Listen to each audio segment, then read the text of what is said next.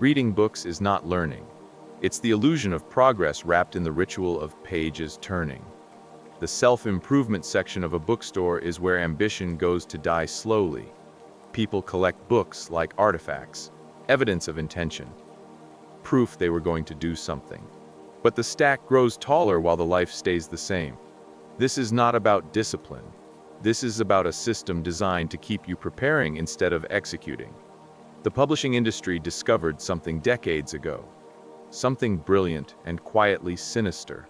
They found a way to monetize the gap between wanting to change and actually changing. And that gap, it's worth billions. Today, learn why the reading first model is backwards, why your brain is designed to forget what you read, and why the people who read the fewest books often know the most. Publishers discovered something brilliant decades ago. Books about doing things sell better than doing the things themselves. Because reading feels like progress without the risk of failure. Someone can buy a book on entrepreneurship and feel like an entrepreneur. The dopamine hits before they've built anything, before they've risked anything, before they've lost anything. The brain doesn't distinguish between preparation and achievement in the moment of purchase. Both release the same neurochemical reward. You buy the book, you feel productive. The goal feels closer. The future version of yourself, the one who's actually done the thing, suddenly seems real. But here's what the data reveals. The average person who buys one self-improvement book buys 7 more within 12 months. Not because the first one worked and they want to deepen their practice. Because it didn't work and they're searching for the one that will. This is the model. Sell hope. Deliver information. Rely on the gap between reading and doing to keep them coming back. The industry doesn't need their books to work. They need their books to feel like they work. There's a difference. A book that actually transforms someone creates a former customer. Someone who no longer needs books on that topic because they've crossed the gap. A book that feels transformative but changes nothing creates a repeat customer. Someone who'll keep searching for the answer in the next book. And the next. And the next. The same mechanism powers course platforms, subscription models, productivity app ecosystems. Goodreads gamifies consumption, not transformation. You track books read, not skills built. The metric is pages, not results. The entire infrastructure is designed to celebrate input while ignoring output. And the beautiful part from the industry's perspective is that the customer blames themselves when nothing changes. Not the book, not the model, themselves. I didn't read it closely enough. I didn't take notes. I wasn't disciplined. So they buy another book to fix the problem they think is theirs. But the problem was never theirs. Here's what publishers don't tell you about the retention curve. When you read a book, your brain processes it as abstract information. Concepts without context. Ideas without application. Within 24 hours, you've forgotten 50% of it. Within a week, 70% is gone. Within a month, you retain approximately 5%. 5%. This isn't because you're bad at reading. This isn't because you lack discipline or focus or intelligence. This is how biological memory works with abstract information. The brain evolved to remember experiences, not theories. It remembers the thing that hurt you, the thing that saved you, the thing that worked when everything else failed. It doesn't remember the thing you read about. Your ancestors didn't survive because they read about avoiding predators. They survived because they encountered one, felt the terror, escaped, and never forgot the pattern. The neural pathway carved by that experience is permanent. The lesson isn't stored as information, it's burned into the architecture of your decision-making. Meanwhile, the book about predator avoidance, forgotten by morning. So what happens when someone reads 30 books on entrepreneurship but never builds a business?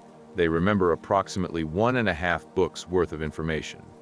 Scattered concepts, disconnected ideas, fragments that float through consciousness when triggered but have no weight, no structure, no framework, no usable knowledge, just the vague feeling that they learned something once. Compare this to someone who failed at 3 businesses and reads 0 books.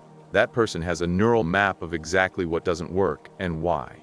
They remember every wrong assumption because it cost them money, every mistimed decision because it cost them months, every wrong hire because it cost them their sanity. The market was their teacher. Failure was the curriculum. Reality was the examiner, and reality doesn't grade on a curve. Failure doesn't fade. You don't forget mistakes you paid for. The knowledge doesn't evaporate after 30 days because it wasn't abstract. It was visceral. This is the gap between consuming information and processing experience. One evaporates. One compounds. The person who reads 30 books thinks they know entrepreneurship. They can speak the language, reference the frameworks, quote the experts. But when they finally try to build something, they realize none of it prepared them. The theories collapse on contact with reality. The frameworks don't account for the chaos. The expert advice assumed conditions that don't exist. They're starting from zero. 30 books didn't move the starting line forward. Meanwhile, the person who failed 3 times is starting from 3. Every failure was a data point. Every mistake eliminated a path. Every loss clarified what matters. They don't know more theory. They know more truth. The unread book on your shelf isn't preparation. It's permission to delay. As long as it's there, you haven't given up. You're just not ready yet. You're still in the learning phase, still preparing, still getting the foundation right before you build. The book becomes a talisman against guilt. Someone asks why you haven't started, you gesture to the stack.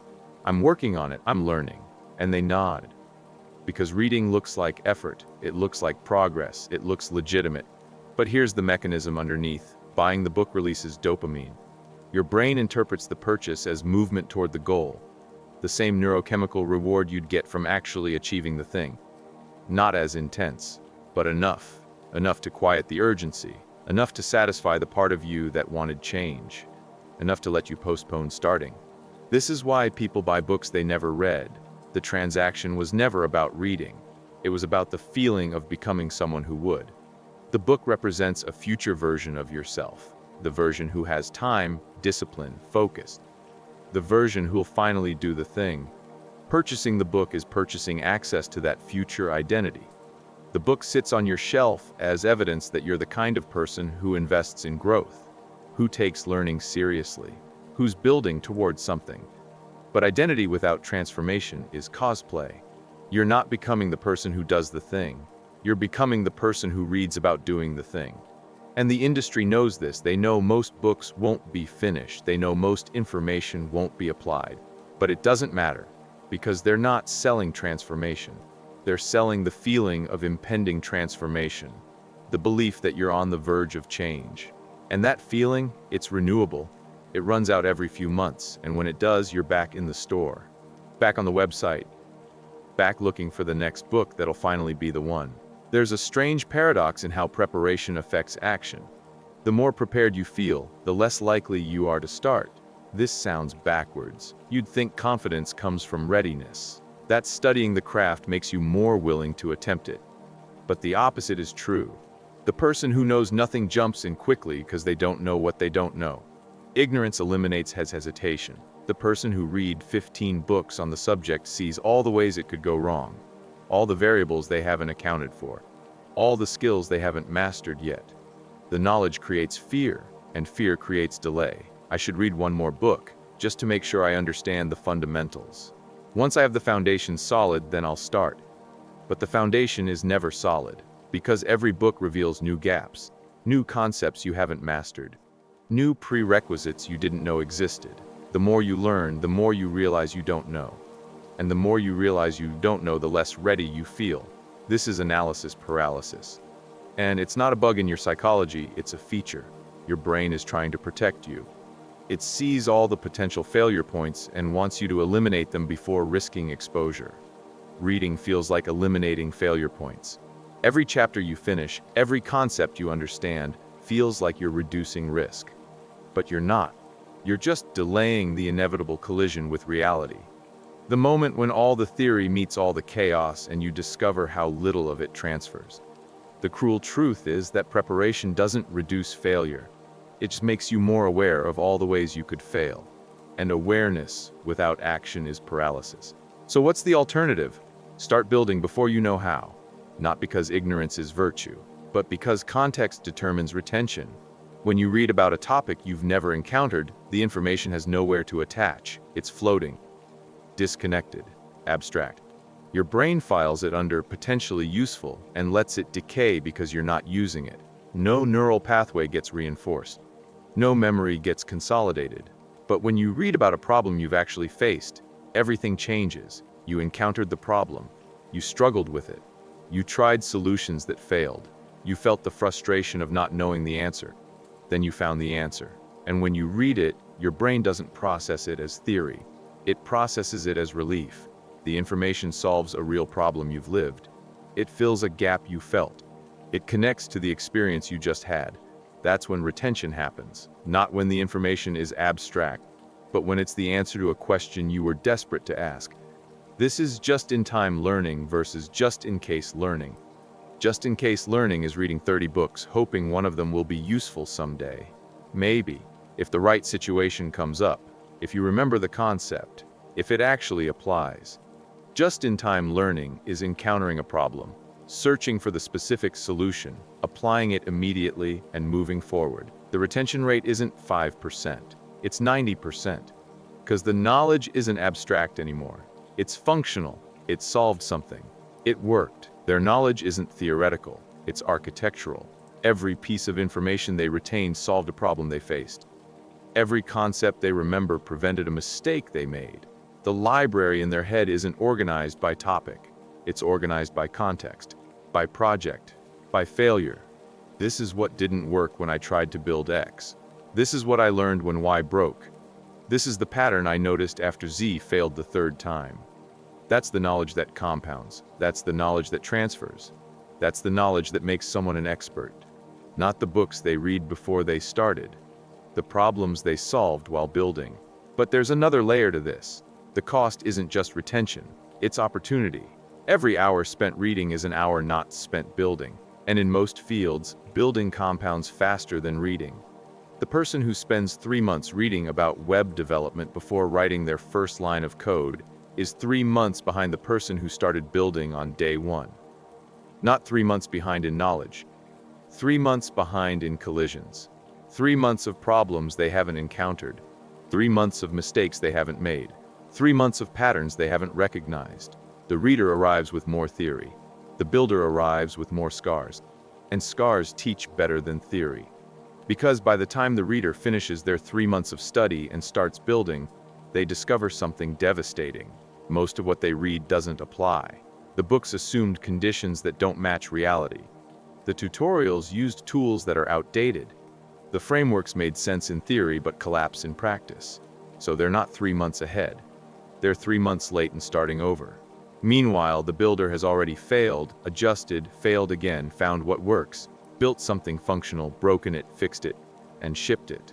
They're 3 months into the curve, 3 months of compounding, 3 months of real knowledge. The gap doesn't close, it widens.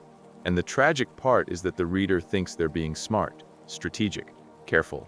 They're not being careful, they're being afraid. The books are a shield. As long as they're learning, they don't have to risk failing. But learning without risk isn't learning, it's entertainment. Here's something you'll notice if you look closely. The people who are genuinely exceptional don't have massive libraries. Not because they don't value knowledge, because they get it differently. They read, but they read in response to problems. Their bookshelves aren't aspirational. They're functional. They don't buy books about topics they might explore someday. They buy books about problems they're solving right now. Their reading is surgical, targeted, specific. They're trying to absorb the complete body of knowledge on a subject. They're trying to solve the specific problem in front of them. So they read one chapter, sometimes one section. Sometimes they skim until they find the answer and stop. They don't finish books for the sake of finishing. They extract value and move on. This looks lazy to people who worship completion, who think finishing every book proves dedication. But it's the opposite. It's ruthlessly efficient. They're optimizing for results, not consumption. The amateur reads the whole book because they paid for it. The expert reads until the problem is solved because their time is more valuable than the book. And because they're reading in context, because they have a real problem demanding a real solution. The retention rate is exponentially higher. They remember what they need. They forget what they don't. And that's exactly right. Knowledge you can't use isn't knowledge. It's trivia. There's an invisible library somewhere. It's filled with unfinished intentions. Every book someone bought but never applied. Every course someone started but never completed. Every plan someone outlined but never executed. The library keeps growing, and the people who built it keep buying more books, because the next one might finally be the one that works. It won't be. Not because the books are bad, because the model is inverted. The reading comes after the collision, not before it. But most people never have the collision. They're still preparing for it, still learning, still getting ready. And every year the gap widens between those who prepare and those who collide. The preparers have shelves full of knowledge they can't use. The colliders have scars full of knowledge they can't forget. One group knows what the experts say. The other group knows what actually works. One group talks about doing things. The other group has done things, and the distance between them isn't measured in books read. It's measured in problems faced. The system wants you reading because readers are profitable. Doers are not. You can't sell the same book to someone who's already crossed the gap. But you can sell an infinite number of books to someone who's still preparing to cross it. So the system celebrates reading, glorifies learning, worships preparation, and quietly profits from the fact that most people never stop preparing long enough to start. The book on your shelf isn't helping you. It's protecting you from the thing you're afraid to do. And as long as it's there, you never have to face that fear. But the fear doesn't go away. It just gets heavier.